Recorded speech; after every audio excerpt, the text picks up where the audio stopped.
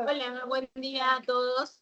La clase de hoy la va a dar el doctor Sebastián Maciel, que es residente de tercer año de oncología de acá del Hospital Alemán. Cuando quiera, Sebastián. Buenísimo, María. Mil gracias. Bueno, buenos días. Como dijo la doctora, yo soy Sebastián Maciel, de tercer año de la residencia de oncología del Hospital Alemán. Me toca hoy repasar un poco lo que son los fundamentos del tratamiento sistémico en sarcomas de endometrio, así que ahí vamos.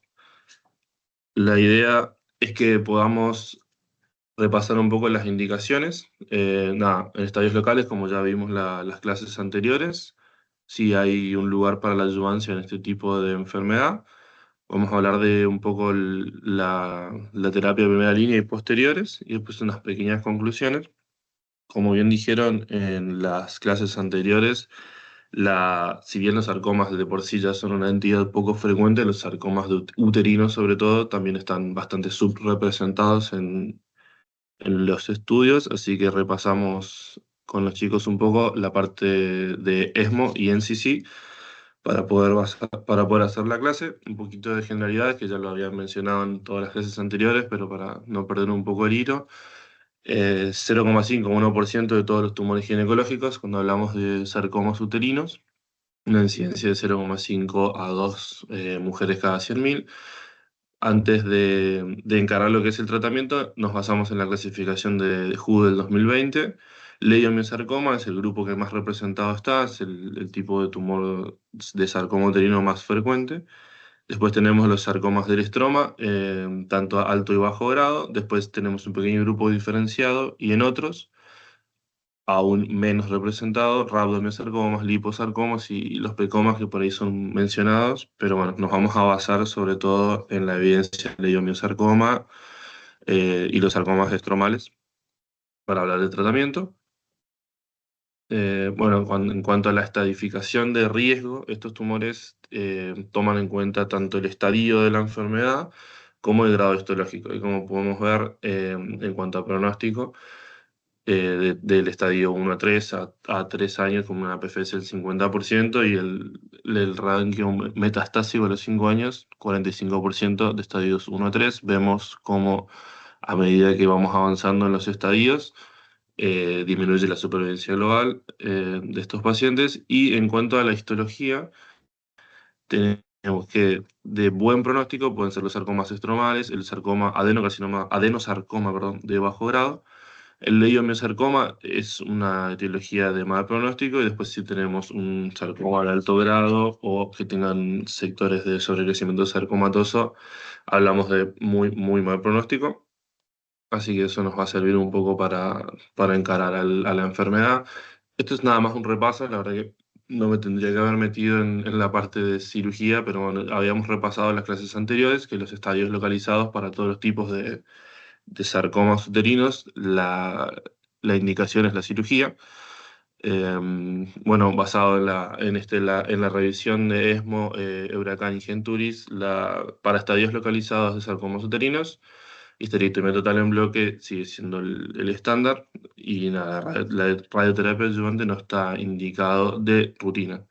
Así como estos pacientes son raros, cada uno tiene que tener su propia manejo multidisciplinario para tomar la decisión de todos los pasos que vamos a seguir, ¿no?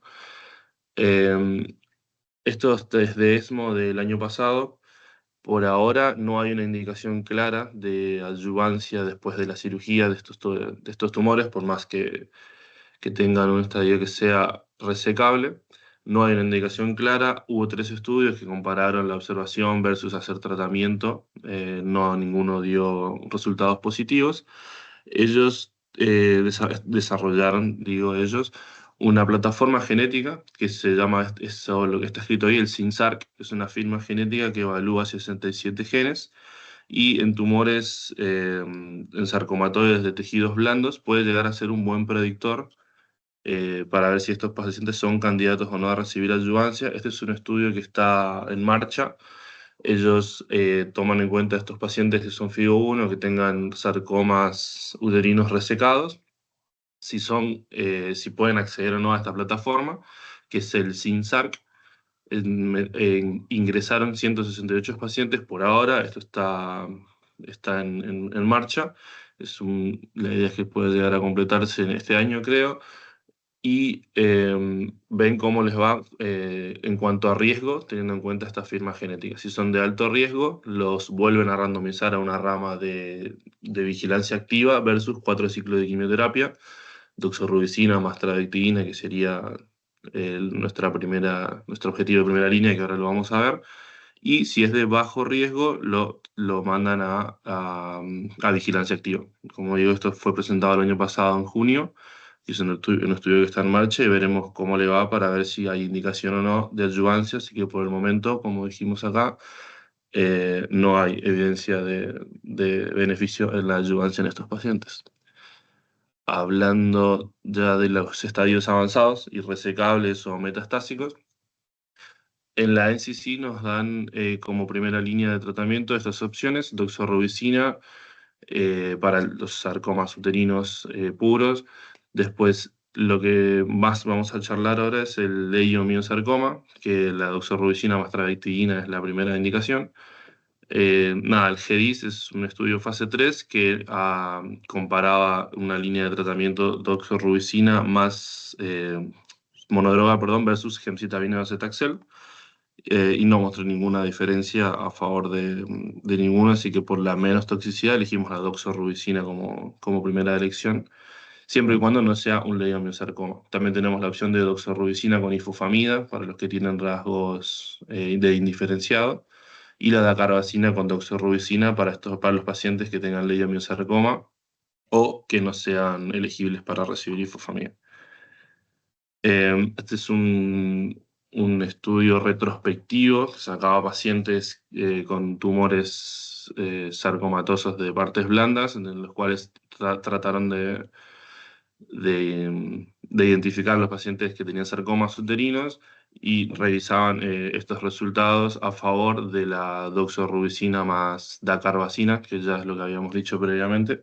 Es una opción de primera línea de tratamiento, pero nuestra primera línea de tratamiento, basado en este estudio fase 3, va a ser la doxorubicina más trabectina.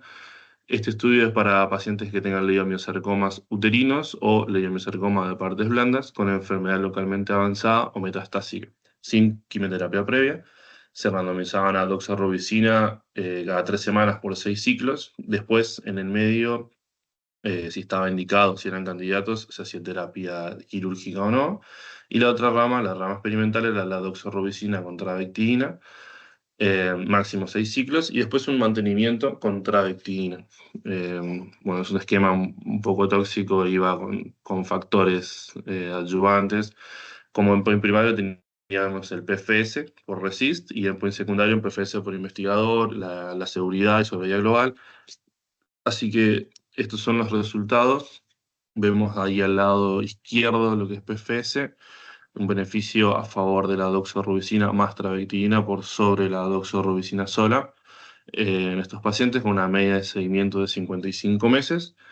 Vemos que la doxorubicina travectina redució el número de eventos en el grupo experimental, tanto en PFS y en sobrevida global.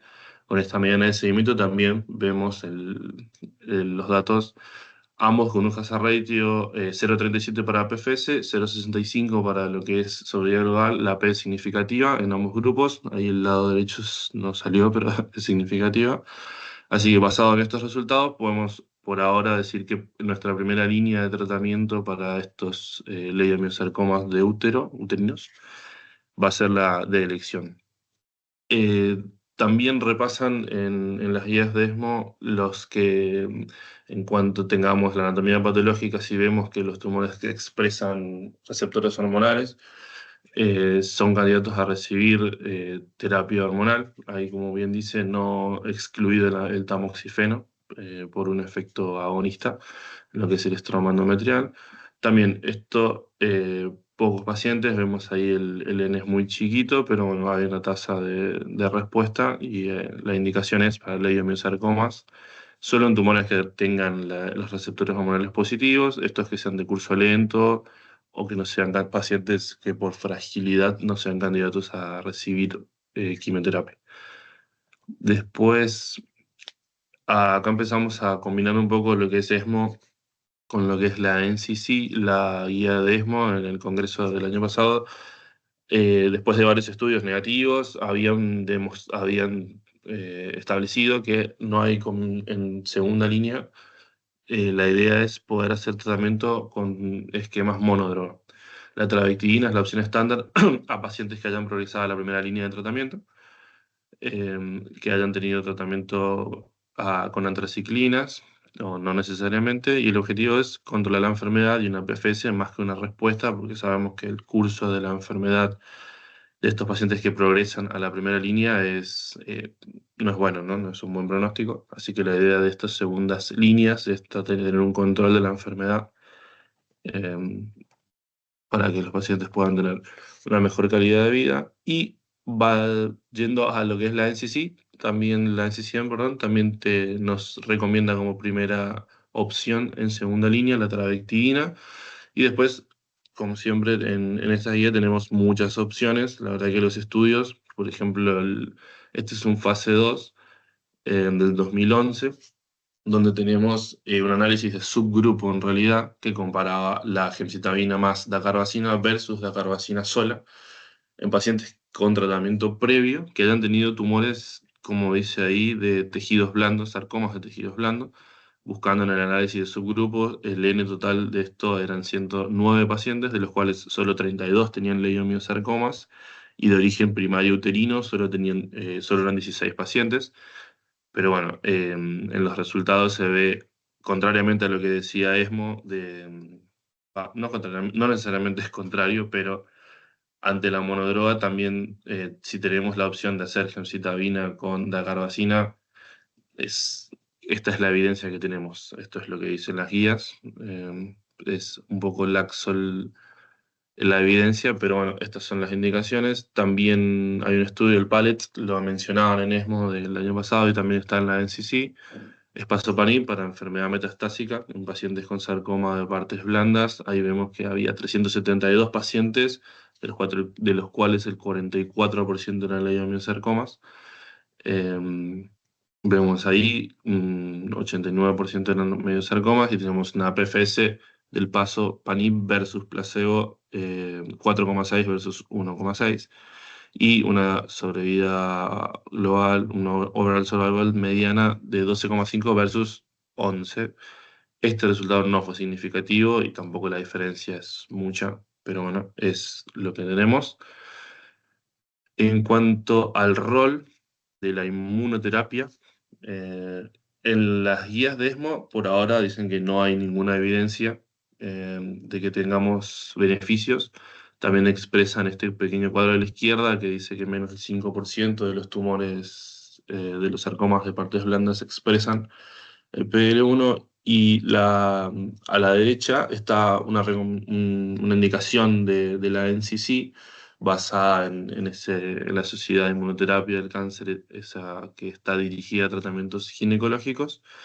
Ellos ponen en un apartado que si el paciente tiene una enfermedad, un sarcoma irresecable o metastásico, un TMB más de 10 mutaciones por megabase, tras la progresión a tratamientos previos, se puede considerar la opción. La verdad es que no hay ni un estudio que nos dé este visto bueno, pero esta figura lo van a ver en las guías de NCC, y es de ahí la indicación. Veremos a futuro, hay un par de estudios que se presentaron se nombraron en ESMO, que están en marcha para ver nivolumab o pembrolizumab si tenemos alguna oportunidad con algunos de estos, pero por ahora lo único que tenemos, si vamos a la NCC, te dice que podés considerar tratar a los pacientes que sean irresecables o metastásicos, que tengan un TMB más de 10, mutaciones por media base. Pembrolizumab puede ser una opción.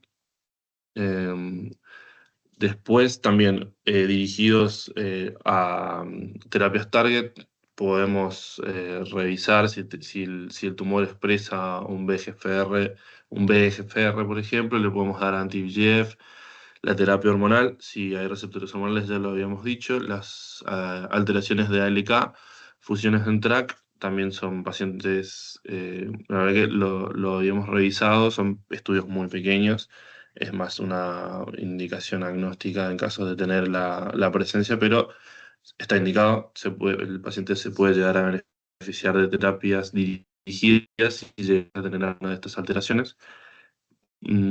Después, nada, la verdad que la idea es que nos llevemos en claro que la doxorubicina sigue siendo la terapia de elección en este tipo de tumores, asociada a carbazina si es atravectina, si es leiomío, perdón, ahí me equivoqué, y asociado a ifosfamida si tiene rasgos indiferenciados. El tratamiento multidisciplinar es importante, ya que, vuelvo a repetir lo que habíamos charlado en las clases anteriores y ahora, hay poca evidencia contundente, por lo menos, o robusta para este tipo de pacientes, así que cada uno tiene que ser individualizado y estudiado desde el estadio, desde el riesgo molecular, y nada, siempre que sea posible, la terapia quirúrgica sigue siendo lo que mejor beneficio le va al paciente. La verdad no hablé acá de radioterapia, pero también hay indicaciones de radioterapia para control de la enfermedad a nivel pélvico, a nivel local, recaídas oligometastásicas, pero es algo que se habla siempre en Ateneo, en conjunto, cada paciente por separado. La terapia hormonal ellos lo ponen como algo importante en estos tumores, leiomyosarcomas que expresen los receptores, que sean de un curso lento, o pacientes que sean muy frágiles para recibir quimio. La idea es poder darle terapia hormonal. Por ahora, concretamente no está aprobada la inmunoterapia, excepto ese pequeño apartado que vimos de la NCC. Y nada, hay en marcha también otros protocolos. Había visto en ESMO el año pasado y la NCC también recomiendan, igual que todos, ¿no? Ofrecer los protocolos si hay alguno disponible, porque esto es lo que nos va a hacer poder estudiar más la enfermedad y ver si podemos beneficiar más a estos pacientes. Y no mucho más.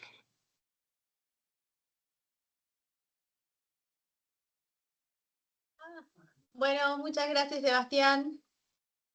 No sé si Bueno, alguien quiere hacer algún ¿alguna comentario pregunta? o alguna pregunta.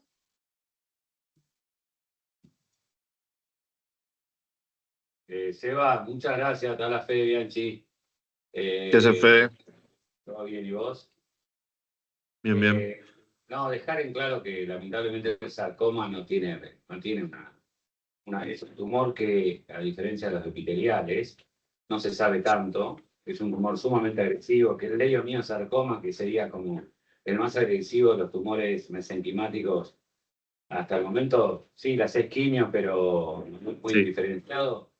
Y si no, como hace años lo escuchaba Goria, Castaño, por el momento sigue siendo el bisturí y algo que pueda ayudar un poquitito más, lamentablemente. Lamentablemente.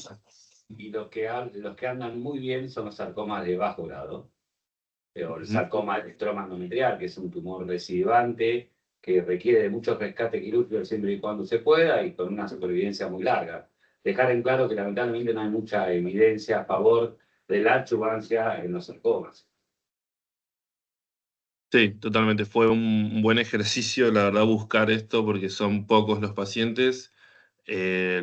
Como te digo, la actualización del año pasado fue algo así, charlaban de proyectos, pero sí, el carcinosarcoma, viste que ya no se considera como parte de estos tumores, entonces era por ahí el que más actividad tenía, así que nos quedamos con los sarcomas puros y nada, a seguir buscando. Sí, tal cual. ¿Alguien quiere decir algo? Anímense. Hola, Fede. ¿Y quién habla? ¿Cómo está? Sí, ¿Se te fue buen día a Colores? todos. Sí, acá estamos. Te vengo cubriendo las últimas clases que no te he visto. Así Porque que estaba bueno, ahora trabajando, porque me en alegra. este Sí, horario sí, yo todos trabajo, trabajamos. no producto. Todos Conduzco trabajamos. clientes. Sí, pero Sí, vos te ves sí, que un poquitito más yo tarde. también. Un poco Yo más también. tarde. No, de todas maneras, quería decirte que es un placer para mí cubrirte cuando no estás. De todas maneras, adherir a lo que decís, felicitarlo a Sebastián, porque me imagino que preparar una clase así es poco motivacional, ¿no? Porque si hay algún tema en donde no podemos aportar mucho justamente en los sarcomas, tratar de hacer una buena cirugía y enmendarnos a la buena de Dios, porque si lo tomamos avanzado, hay muy poca cosa que le podemos ofrecer al paciente y son esos tumores en los que perdemos 10-0. Así que nada, adherir a esto, que la adjuvancia es pobre y que todavía son tumores que no se les ha encontrado la vuelta, son tan poco frecuentes que las líneas de investigación tampoco invierten tanto en función de que es muy difícil reclutar y después a la hora de vender una droga para este tipo de tumores que es tan esporádico, tampoco cierran los números. Así que, bueno, nada, saber que es un problema que todavía no está resuelto del todo. Tal cual, Gonzalo. Tal cual. Lamentablemente. Sí. Cuando uno tiene un leiomiosarcoma, como dato de color, y en un caso que lo tuvimos, que se lo comenté a Gonza, para que ustedes vean el desconocimiento que hay en sarcomas, una paciente de la ciudad de Córdoba, no vista por Gonzalo, por una obra social, sindical, un carcinosarcoma, la derivaron a un especialista en sarcomas, para que veas el enorme desconocimiento que hay en sarcomas, sobre todo ginecológicos. Un carcinosarcoma, el componente es monoclonal y es una diferenciación posterior y se lo considera la actualidad epitelial, pero saber que el leiomiosarcoma no tiene nada que ver con un carcinosarcoma, que la respuesta es diferente, serán agresivos, pero nada que ver. Lo quería dejar en claro, sobre todo, mucha gente sé que al carcinosarcoma, considérenlo un tumor epitelial más que un sarcoma. Exactamente. Sí. Se trata como un endometrial de alto grado. Tal cual, debería ya hasta retirarse la denominación de sarcoma. Es un carcinoma de endometrio epitelial, porque se trata tal cual así, se comporta tal cual así como un endometrio de alto grado. Y si derivar a una paciente con un carcinosarcoma, a un especialista de sarcoma, es como derivar una fractura a un oftalmólogo, más o menos lo mismo. Y como dato de ejercicio, sobre todo para los ginecólogos oncólogos jóvenes, cuando tengan cosas de este estilo, para oncólogos, para todos, traten y lean mucha patología. No, la ginecología oncológica, la cirugía representa el 15-20% con toda la furia. Vayan a leer la fuente, los orígenes, la fisiopatología de la enfermedad, y eso está en los libros de anatomía patológica, no en los libros de cirugía, y van a aprender mucho más en anatomía patológica que leyendo libros de cirugías. Si leen libros de cirugía se van a convertir en muy buenos operarios y nada más. Una sugerencia que les doy. Tal cual. Bueno, si no hay más nada, que tengan lindo día, váyanse a trabajar. La semana que viene empezamos con el módulo de vulva. Epa. Bien. Bueno, Buenísimo. gracias a todos. Buenas